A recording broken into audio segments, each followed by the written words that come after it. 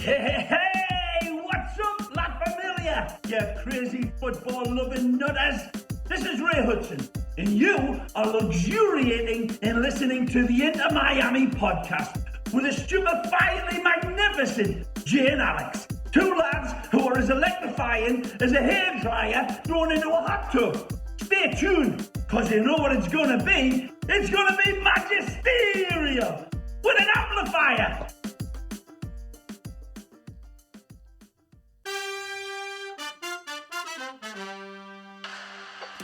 To the left, Pellegrini, inside, Pizarro Golazo, here's the goal scorer, Morgan, and he's done it again, Lewis Morgan with a second of the match. Higuain will have the goal, he's framed the top 90, it's a sensational first goal for Gonzalo Higuain. Can you tell I've lost 7 pounds? I was going to say you actually look like you gained 7 pounds, but that just might be with those handlebar mustache of yours, Jay. Could be. You want to take a ride? 7 pounds. 7 pounds in a little over a month. You know what's been the big contributor to it, though? You got to tell me the secret. I haven't been able to eat Papa John's. Because we haven't been able to win nor draw in well over a month. It's been 6 games since 6 games since we smiled, man. And we had a 0.5 chance to make the playoffs, and we're about like a 0.067% chance to make the playoffs. We would need lightning to strike every team in the East 5 consecutive games in a row just to have a chance to get into the playoffs. I don't know if this is your new weight management program, Jay, but if you're holding off on eating until Inter Miami wins next, specifically Papa John's, you got a few more pounds to lose there, bud. That's probably from beer. I don't know, man, because I'm just looking at you right now, and this is the first time we've jumped on the pod in a minute. It feels good to be back with this microphone in my face and, talking out of your guest bedroom here. But I think you mean studio? You're right. The Inter Miami podcast studio. But those handlebar dudes, those are aggressive. I've been talking about it for days since you sent me that pic. I feel free. I feel like I'm in my final form. Is this truly Jay Kington? I think this is him in his best. Jay Kington from Kentucky. This is definitely Jay Kington from Kentucky. This is it. Well, before we jumped on the pod, it's been a while since I had seen Chloe. And the smile wrapped around your face right now is not the same smile that she is experiencing downstairs. She's more of that frightened face right now. I haven't built up the courage to even send a picture to my parents yet.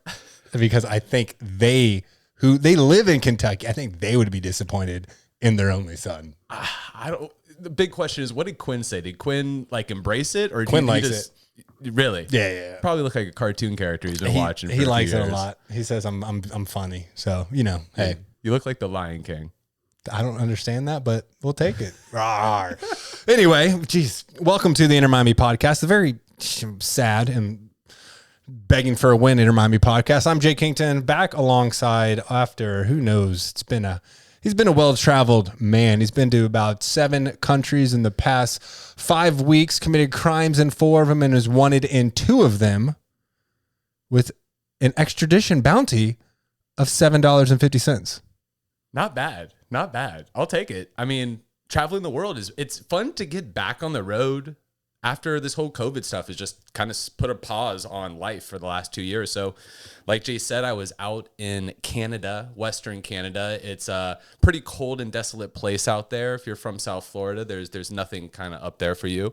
But I was back there for Sherry's sister's wedding. So that was pretty fun. Got to do some hiking up there. And then a few weeks after that, zipped on over to California, which was fun. San Diego to see the parents, and then SF for a wedding up in Napa Valley, which boy, oh boy, that was anything but classy.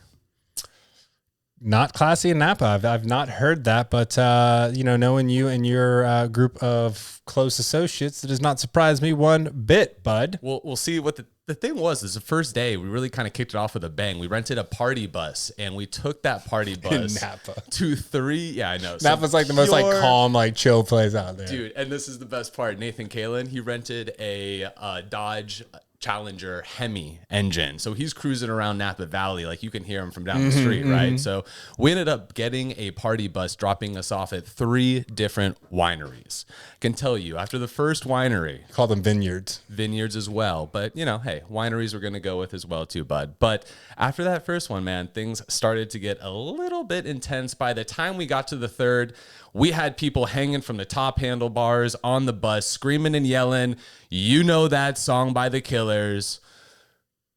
Oh, yeah. You showed me that video where he headbutted the girl in the head on accident. Yeah, that was nuts. So yeah, this guy's headbanging. But good friend of mine, Scott. You know, Scott is kind of like the Van Wilder-esque character that we all wish we had and loved in college, or you know, some of us actually lived with the guy.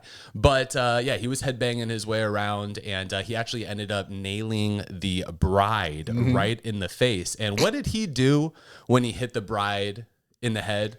What can you do when you hit the bride in the head? You say you're sorry and you keep headbanging. You keep headbanging, baby. Don't let the banging stop. Never. But fun trip, and obviously we have slowed down in Inter Miami world. We have not won a game since I was last here, Jay. So it doesn't really in fact, it doesn't look like we've scored more than 1 goal. We have scored 1 goal in our last 6 games. We have conceded 16 goals in our last 6 games. We are currently in our second 6-game losing streak of the season, which is just utterly embarrassing. After the first one, we did go on multiple games unbeaten. What was that? 11, 12 games unbeaten, something like that. And then, you know what? Hey, whole world fell apart, and here we are, 6 L's in a row. And we do have a somewhat friendly schedule, but given the current state of the team, I'm not even confident anymore. Where do you want to start here, buddy? Where is there? Let's start with the picture I sent to you that someone shared in the Facebook group. I believe it was prior to kickoff or prior to second half kickoff. You're talking about the team chemistry photo, of right? the Columbus game, where Yeah. all of Columbus is huddled up like you see any major sports team do. And then all of Inter Miami is just pissing off in their positions, not even looking Like we nor do. talking. Yeah, like if that doesn't sum it up. You hear people say we're a collection of individuals. If that picture doesn't sum that up, I don't know what else does. That, to me, seems more on the coaching side of the house, that you've been giving almost an entire season now and a full preseason, and you still can't get this ragtag motley crew group of individuals to act like they care about the person to their left and their right. It is shocking to see that this late in the season. The conversation to me, Jay, that the coaching staff is the one to blame here, honestly, has come and gone. I think that this is just a reflection of overall the team and the players playing on it right now. I think we got DPs who have 1 foot out the door, 1 inside the door. We got people who have had trade rumors swirling around their names the entire season. We have had a upper management group that we still have 2 years of sanctions holding over our head and has had those troubles as well. Jay, this problem has been from the very start. And it's kind of crazy because we did get to experience a little bit of success, and it was kind of like, oh, hey, look at this. This is a dangling little carrot. We're in 5th place for about 20 minutes.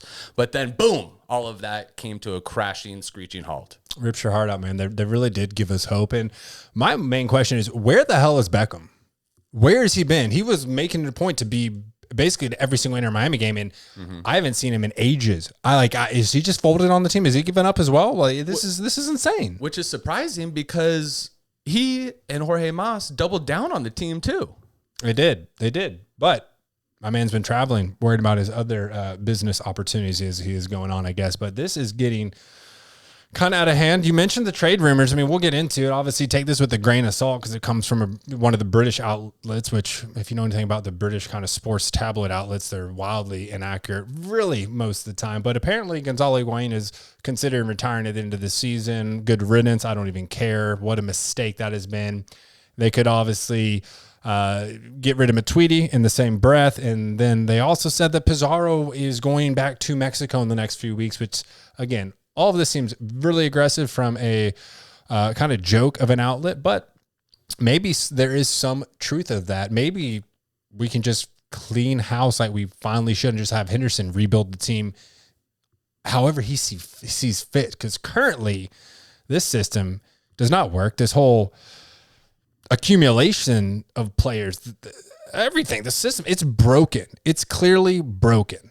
You know me, I'm going to go ahead and say it. We got to start this as our new phrase, but in Chris we trust. This has really just got to be our mindset moving forward. He has a proven track record, and he was brought into this club for this exact reason, to really push that red button. I guarantee you during talks when Chris came on board, he talked about how poor this team played in the year before, and he talked about what their vision was for in the future. And honestly, just because he was signed about a month or 2 months prior to the season and couldn't really put his fingertip on the team before this year, that does not mean that it's not going to be all over this club next year. And I really hope that the ownership and management group can really give Chris the resources and tools, and also, rope and flexibility to do what he's got to do.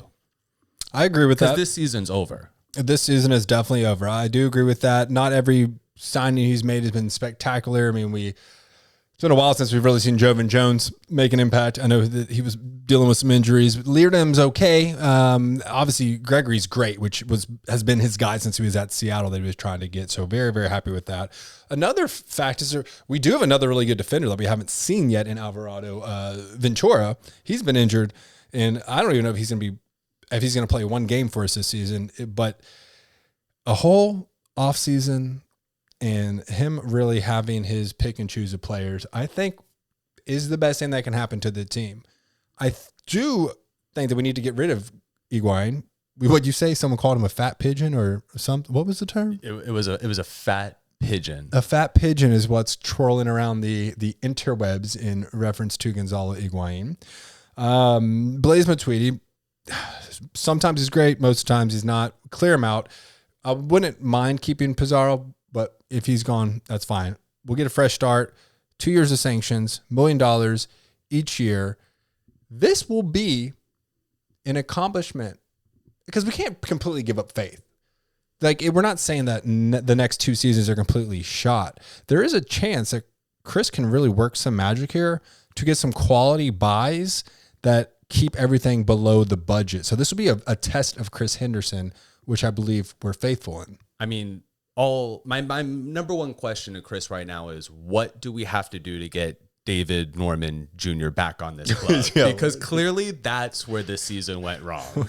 I don't know what we were thinking in the first place, but clearly that put some bad juju into this season for us. So whatever we got to do to get David back down to South Florida, I support it. And Jay, I know you're looking up David Norman. Who knows if he's still a professional soccer player. He plays for Calgary FC, which I assume is in the Canadian Premier League. Yep, 19 games, 0 assists, but I'm sure he's made an impact in those 19 games. So you heard that, Chris? Jay just did half of the work for you. He just found David Norman Jr. All we got to do is give him a call. I'm sure he has the same cell phone. But Jay, got another thing that bothers me right now. I'm looking at the Eastern Conference table right now, brother, and I'm looking at that number 2 team, and that's Nashville. And I think that's really what makes this most upsetting and frustrating for me as an Inter Miami fan, is just, it would be one thing if we were just down in the dumps, but the team that we started our presence and birth and expansion club the same year that Nashville started and founded their club, they are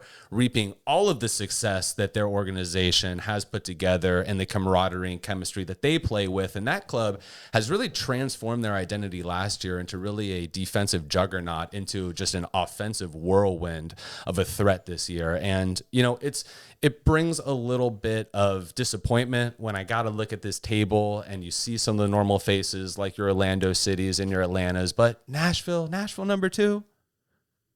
Well, they built a team the right way. They have a complete team now. They did not go get the old big name players because we wanted to build a brand over a soccer team. So it doesn't really bother me anymore. It did earlier, but now it just is what it is. I commend Nashville. They've done a hell of a job assembling a lethal squad.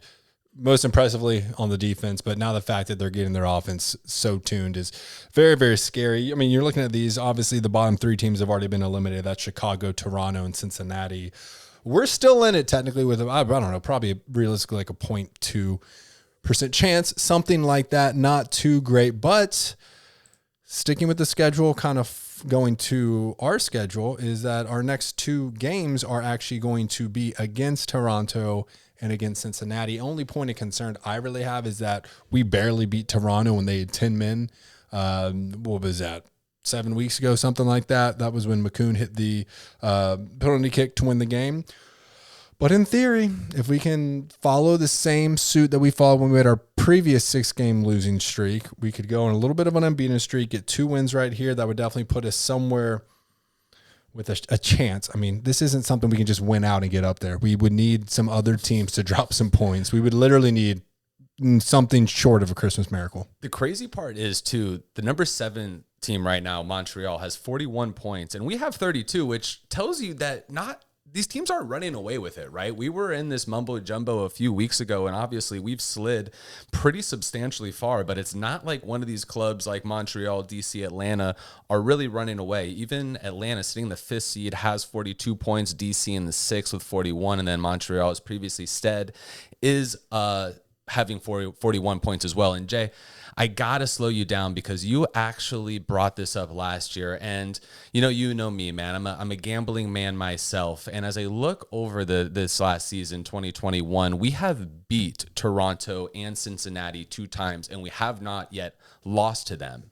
And there is one thing that we know about betting and sports playing, and that is that it is very, very difficult to beat a team 3 games in a row during the same season. That is a very simple probability there. That is a very difficult thing to do. Teams tend to get pissed off, and I know especially in the case of Cincinnati, we went and spoiled their home stadium opener in the very beginning of the season. They have a vendetta to get it with us, so don't take this Toronto and Cincinnati next few games lightly. Yes, they are in the bottom of the league, but newsflash, people, so are we. So these games are very losable. I mean, if to have any chance of any sort of 6-pound, 8-ounce baby Jesus getting us into the playoffs, we have to win both these games. And, it's not going to be easier beyond that. You're looking at Atlanta and then NYCFC. And, of course, we finish up the season up in Boston against the New England Revs, who are on the verge of having the most historical season in the MLS.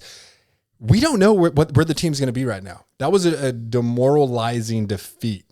Absolutely crushed and beat down. In the 3 games prior, we played Atlanta, we played Portland, and we played New York Red Bulls, and we only lost by 1 goal. So, we were still fighting. It wasn't like we completely got destroyed, but this past game against Columbus completely beat down. Back to kind of where you see us, the shoulders drop, the head drop, and we just get all sad and depressed and in our feelings. So who knows? Are they going to respond well, or is it going to be more of the same? Again, the Toronto game wasn't a pretty win last time we played them. And now you're starting to hear that chatter, on the interwebs between close group of friends, in closed door situations. The whispers are out there. And is it already time to fire Phil Neville? It's the question right now of the hour. I know the community is definitely on the side of, get him the hell out of town. Some people think that this relationship was purely based on that rapport and relationship that Phil and David had from previously playing together. Can you argue after the results? I can't stop anyone from saying that. And, I guess at this junction, again, I got to say, in Chris we trust. If Chris somehow pulls a rabbit out of the hat and talks to Phil over this offseason, they put together a plan. Hey, let's give it 1 more year. We can't really get as bad as we possibly can, or as bad as we've been playing this year. So, but if they can't find, some common ground and synergy, then it's time to pull the trigger and push the red button and blow the sucker up. Would you rather us have kept Diego Alonso for this season? So I have been quoted in saying, yes, I would have preferred Diego to stay at least 1 more year. I think it is nearly impossible to bring an expansion club to the promised land promised land and win a MLS Cup its first year. That's just not possible. And I believe that if you have a strategy in place, you cannot abandon that strategy as soon as it doesn't start going your way. So if the question is, would I have preferred to kept Diego Alonso? I would even open that up to saying I would have preferred to kept whatever coach we decided to go with that first season for Inter Miami, then let them go after year one. I think that's a fair assessment. I also think there's a critical difference between the way the games played in the leagues are played in Central and South America versus the way that they're played over in Europe. I just think it's different styles of football, different approaches, different tactics. I'm not 100% sold that someone who came up, made a name for themselves in the EPL and is primarily coached in Europe with the British national team, the England women's national team, rather, having that kind of system in play. I think Diego Alonso would have been better suited to the amount of, individuals from Latin America that we have. I was very positive at the beginning of the season. There's been moments I thought where, okay, maybe he's actually getting this thing under control, but then you just see it spin right back out of control. Well, and also look at this, another year under Diego's control and management would have had them gelled that much faster. That would have been the same words, the same tactics, the same strategies. And instead, we didn't even have a full team for Diego. We had Gonzalo come on the club probably with 5, 6, 7 games left in the season. It was like halfway through. I think they were a little more than that, but fair point. So having him all off season and having that style of play, right, that probably bleeds more into Gonzalo's favoritism and liking anyway, I think could have proved it pretty valuable for us. But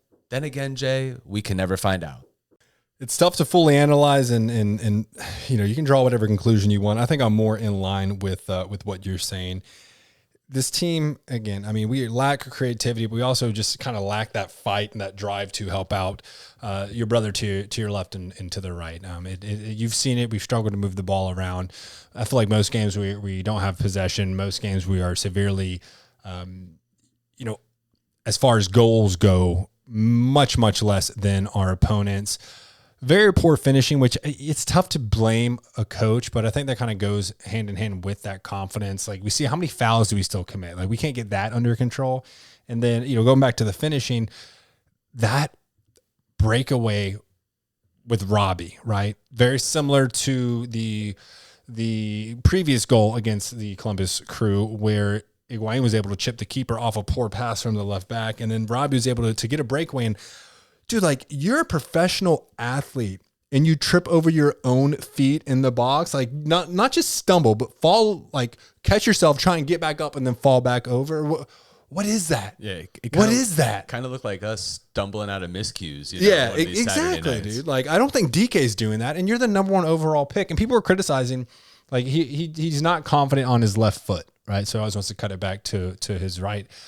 We just, that killer instinct seems to be missing. It's not like you see any true pure goal scorer, they're going to hit it with their left or their right whenever they get the opening. We're always trying to find the perfect shot or just play another pass. And at some point, just start ripping shots. And the more chances you take, the more goals you're going to get. Well, to compound that point, man, I'm looking at the goals for in the MLS this year. These are total goals that each team has scored, and Inter Miami is smack dab dead last in the entire league with 25 goals scored all year. And that's to support your point, sir. That's so embarrassing that Austin FC has 4 more goals than us this year. And that's just a testament to how poor we've been all year on the offensive, really half or third of the pitch. Each and every game, it's just been embarrassing. And really, if our defense isn't carrying and Nick Marsman, wasn't being Superman in between goalposts, which he hasn't been for the last 6 games, then, this team's not going to go because we're just not going to score goals. So if you can't stop the ball, we're not going to put in enough points to win. And that's just not a winning formula. Bless Nick Marsman's heart. We would be probably bottom of the league if we did not have him. He gets to go home every night to Miss Netherlands, Miss Holland, his wife, who is basically a supermodel. So good on you, sir. You deserve every bit of that enjoyment. We had 7 shots and only 1 on goal compared to 15 and then 5 on goal by Columbus. Come on. Yeah. The proof is in the pudding. That's ridiculous. It's 500% more shots on target. It's just not going to work. And I mean, like we literally are lower in almost every stat category, almost every game. And it's crazy. 5 yellow cards. Why? How can we not like avoid this? Everyone's getting suspended.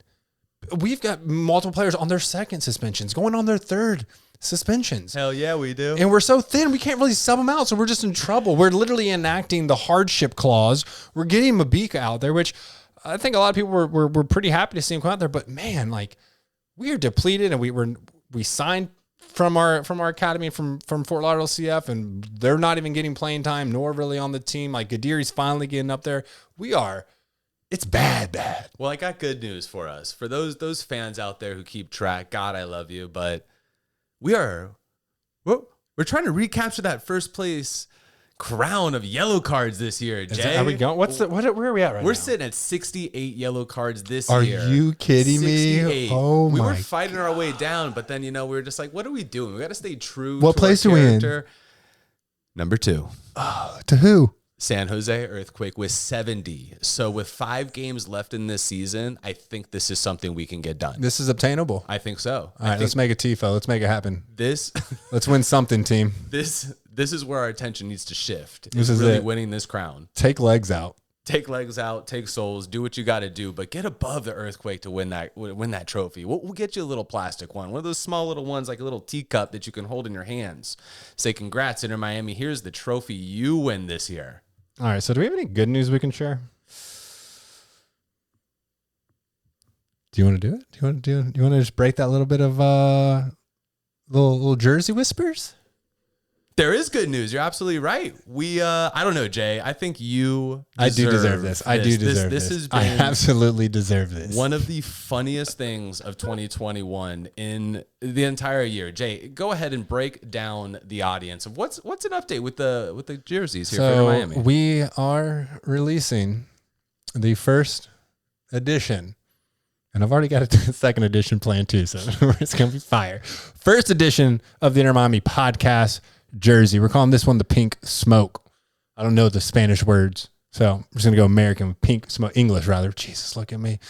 So, yeah, it's been like a 3-month ordeal going back and forth with design teams 6 months, bro. all through the Inter Miami Design podcast email account. So Alex sees them all come through and just gets to laugh as I struggle with what feels to be very simple items that I'm relaying to them that, took some issues, went into production, had production issues, had to go revamp the design. So we are, they're done, Great. but not for sale yet. There will be an event. There will be a posting. There will be a little marketing material, promo material at this coming home game, the Toronto game. We're going to bust them out in public, and then we will open up some sort of pre-sale just in time for the season to end. I was really hoping to have these out like 2.5 months ago.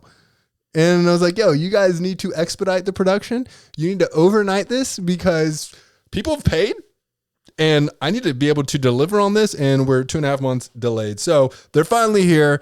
You'll probably see us rocking them at the stadium, and then we'll give an opportunity. Pink Smoke, keep an eye out. We'll post it on our socials. It'll probably be on the news. Ray Hudson's probably going to talk about us in the stands when he sees us. That's our boy. That's how it goes.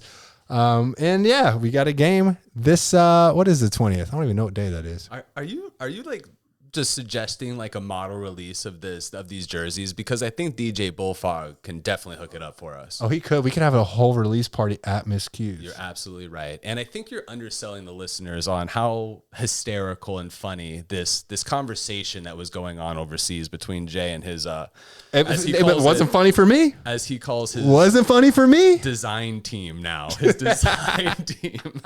So Jay one day comes to me and says, dude, I think we finally got it. And I say, great, man. It's only been 3 months. So he says, okay, in a few weeks it'll get here. So a few weeks go by. To my absolute delight, we get an email by what's his name? Who's the one orchestrating this overseas for you? Who's in charge? They're not overseas, bro. They're in like Kansas City. Oh, they're in Kansas City? Yes, it's the same company who did like the Siege's jerseys, who Vice City use. Like they have like standing in La Familia in the community. Maybe it's just lost in translation. No, it's such a meticulous, beautiful design. That's that what it is. The layers and the texturing had to be right. I wasn't going to accept anything subpar. They sent over some subpar, like here's a fixer on. I was like, no, that's not good enough for our fans. And shout out to the Discord, the Inter Miami Podcast Discord, for giving, critiques and improvements and working with me rather, because Alex was just sitting in the corner laughing his ass off, but for working with me and coming up with a beautiful design. We will have this out to you shortly, actually tomorrow, because that's when the game is. I don't know why, for some reason, I thought this was on Saturday. It's tomorrow. It's on Wednesday. All right. This is going to go great with Chloe. I know it's the 20th, bro. The 20th just snuck up on me. I've like literally been saying like, no, don't worry, babe. We have a whole month. We can do whatever you want on the weekends. Like, don't worry. I can watch the game out wherever we are. You have a whole month. The next home game's the 20th. Here we are. Is it really the 19th? Yes, it is, sir.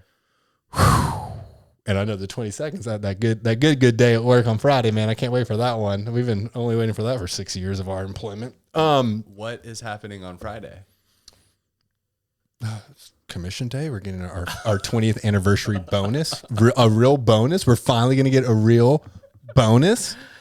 I've been looking forward to it. Yeah, it's been a little bit of tough sledding in the bonus and department for the last few years at the company, but finally getting the percentages we wanted. 20 years of work, and we got a hell of a bonus. But yeah, Jay, we got a game tomorrow, man. It's against Toronto, so better strap in for this one. I mean, I think judging by the face and the handlebars that you got right here, looks like you got an extra little bit of rope. Yeah, oh, man, this is gonna be a good time, dude. Because like when you have a handlebar mustache, you can drink twice as much and not be affected. That's what I tell myself. Is that what you tell yourself? Looks like I'll be driving to this one. Most likely tomorrow, 7:30. We're gonna get there at 5:30. I don't know. Fuck it, 4:30. Got to go home early. Got to straighten those things out. Got to get this thing right. Oh man. And you know what? I was planning with like Johnny Alpha, baby. He's the guy. He's the graphic guy, dude. He's a marketing guru. And I definitely had in my head like a really cool kind of release video for the jerseys where, I'd be like just normal looking, but nah, you know what? Screw it, bro. I'm rocking the handlebar tomorrow. You got to rock the handlebar, and you got to rock the pit vipes. Those pit vipes. The pink custom painted Inter Miami pink pit vipers. Get at me. If you work construction, get at me. I can get those custom Inter Miami pink and white pit vipers. The image that you've gone through over the course of this season is truly spectacular. Right? There is a great chance that some little boy is going to go to the game tomorrow for the very first time, and they're going to see you and be petrified of coming back to the stadium. Probably, dude. Because this is South Florida, right? I mean, you've got your Latins, you've got your African Americans. And then you've got those sketchy white people from the Everglades, and that's what I feel like, dude. Like this handlebar mustache is nothing to joke. Well, it's actually all a joke, but you know what I'm saying, dude. I feel proper. I feel like proper, like gator hunter. That's what I'm gonna wear. A leather vest and like an alligator tooth necklace. This isn't Halloween yet. We got a few more weeks, but I can tell people are like, you like doing like early Halloween. I'm like, no. Just did it. No, I'm just like, it's the subtle things we do to annoy our fiancés. That's why we do handlebar mustaches. This is also why you shouldn't day drink, because it leads to dumb ideas in your head. And the next thing you know, you've shaved off most of your facial hair except for a sketchy looking handlebar. Is that what happened? Because you texted me at like 9:30 with the picture. So you must No. That was like a 3 o'clock thing. Come on, man. I am a father. Okay. I am not drinking at 8 in the morning. Unless I'm in the airport and flying, then it's acceptable. Anyway. I actually feel that an airport beer is probably the best place to get a beer. That's the only place you're not going to be judged no matter what time of day it is. Agreed. 100%. But as Jay said, we do have football tomorrow. That is against Toronto. We're looking forward to it. It's going to be our first game back at the stadium for a while. Jay, you got a few last words for us here, bud, before we jump off? Free handlebar rides to the first 50 people at the stadium. Don't know what that entails, and I'm a little scared to ask. Well, Thanks for hanging out with us. I'm really glad we didn't do too much of this sadness deep dive into Portland. But hey, let's turn it around. There's still a chance, baby. Have some faith. Have some faith. I'm Jay alongside Alex Papa George. As always, check us out on social media, man. We're on Instagram. We're on Facebook at Enter Miami Podcast. We are on Twitter at Enter MIA Podcast. We are having Than come back next week because guess what? Follows its big brother, its little brother, FTLFC. CF, rather. Jesus. We're going to get an update on them. Anyway, as we leave every episode, Vamos, Miami. Vamos, Miami.